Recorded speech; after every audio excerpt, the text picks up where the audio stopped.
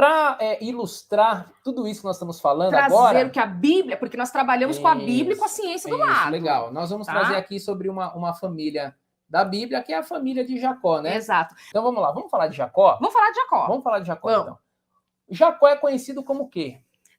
E ele perpetuou, Como Deus de Abraão, de né? Isaac e Jacó. Você já vai falar, é verdade, vai começar do ruim, né? Vamos começar do ruim, né? Depois coisa boa, né? Ok, Jacó é conhecido como o quê? Como enganador. Enganador, isso. Por que ele recebeu esse nome de Jacó? Porque quando nasceu lá Esaú e Jacó nasce segurando o calcanhar de Esaú. Por isso que Raquel, ou Rebeca, chama o filho mais novo dela de Jacó, porque ele nasceu segurando o calcanhar de Esaú. Então, quando nós vamos analisar a vida de Jacó, né, nós vamos perceber que, de fato, ele se comportou como um enganador em vários momentos ali da Bíblia. Então, nós temos o exemplo que ele negocia, apesar que ele negociou ali com Esaú, não foi um exemplo de enganação. Esaú fala que Jacó o enganou. Mas só que Jacó não enganou Esaú, ele negociou com Esaú a troca da primogenitura por um prato de lentilha. Mas Jacó enganou seu pai Isaac. Lembra que Jacó enganou o pai Isaac? O que Jacó fez? Foi lá, né, através da orientação de Rebeca. Rebeca que teve o plano master. Isso, ele se veste com as roupas de Saul, ele coloca pelo de carneiro em suas mãos e ele vai servir um prato de comida lá para Isaac, justamente para ganhar a primogenitura, a bênção da primogenitura. Quando ele faz isso e Esaú chega lá e descobre que Jacó havia enganado, Jacó vai embora, orientado pela mãe, orientado por Rebeca, e ele vai chegar na terra de Harã. Quando ele chega na terra de Harã, ele vai para a casa de Labão, seu tio. E aí lá a gente vai perceber, ou melhor, vamos voltar só um pouquinho. Por que Jacó enganou Isaac, seu pai? Porque Rebeca o orientou. Então veja. Vem de Rebeca, começa de Rebeca. Vem de Rebeca a questão do engano.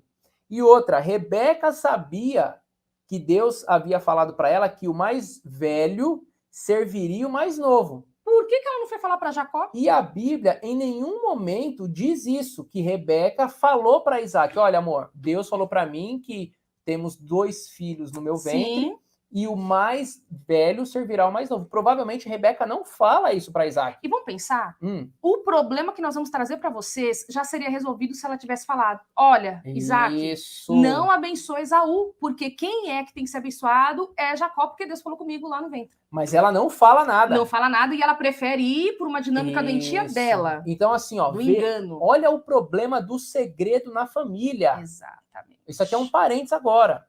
Quando nós temos segredos familiares, são os segredos familiares, são as informações não ditas que corroboram para os comportamentos, né, para os comportamentos transgeracionais doentios. Sim, mas vamos focar aqui, né? Vini? Não, mas isso faz parte. Isso faz parte. Se Rebeca tivesse falado para Isaac que Deus falou com ela, ela não iria pedir para Jacó enganar Isaac. Por quê? Porque Isaac já saberia que o mais velho serviria o mais novo. Mas vamos tratar do problema do engano, porque aí, para falar de segredo, a gente tem que aprofundar mais ainda, né? Porque senão pode ficar um pouco confuso para as nossas irmãs, né? Não, mas é que o segredo, ele favorece.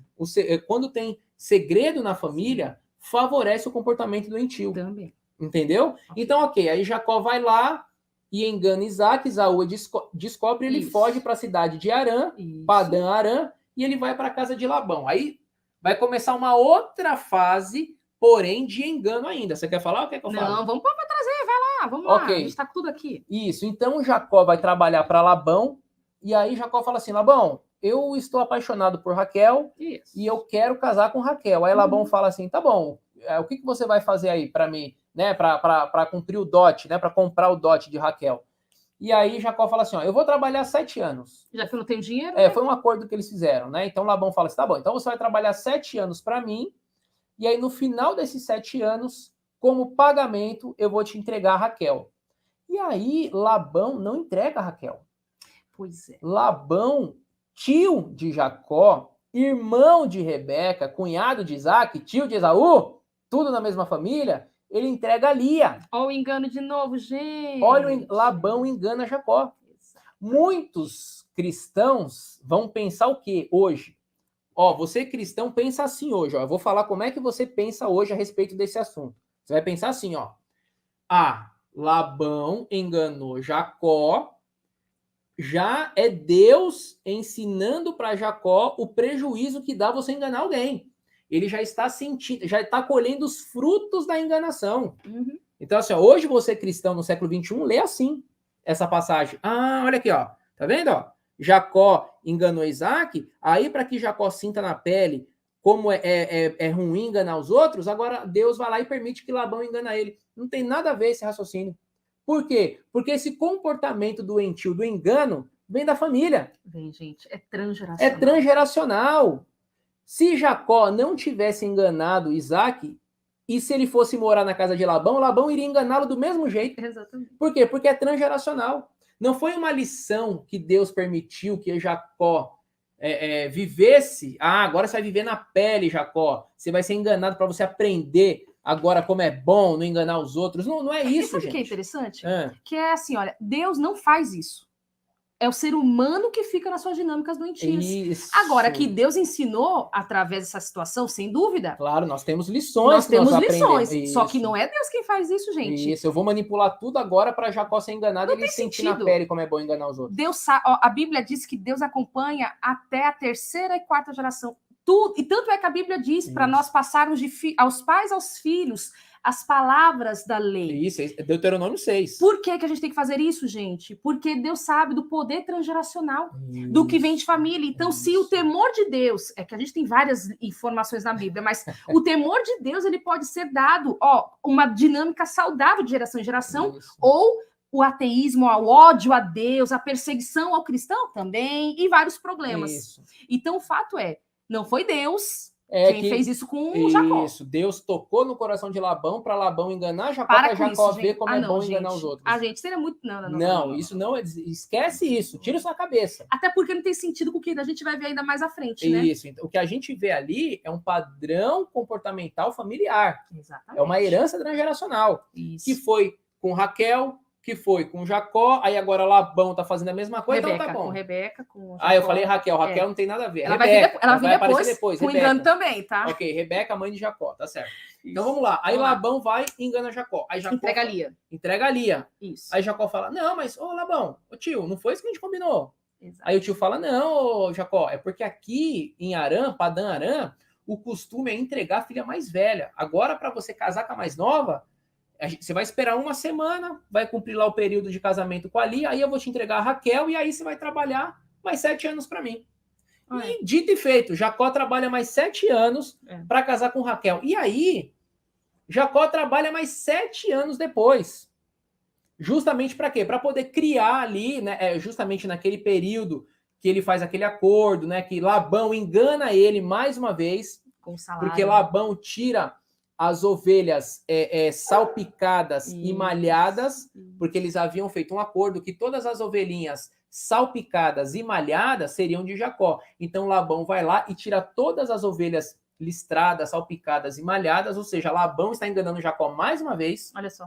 E aí, quando eles vão embora, quando Jacó decide deixar Labão, Jacó ainda fala assim, poxa vida, você mudou o meu salário mais de 10 vezes. Ou seja, olha quantos enganos Jacó sofreu na mão de Labão. Exatamente. Por quê? Porque a questão do engano era uma herança transgeracional na família materna de Jacó.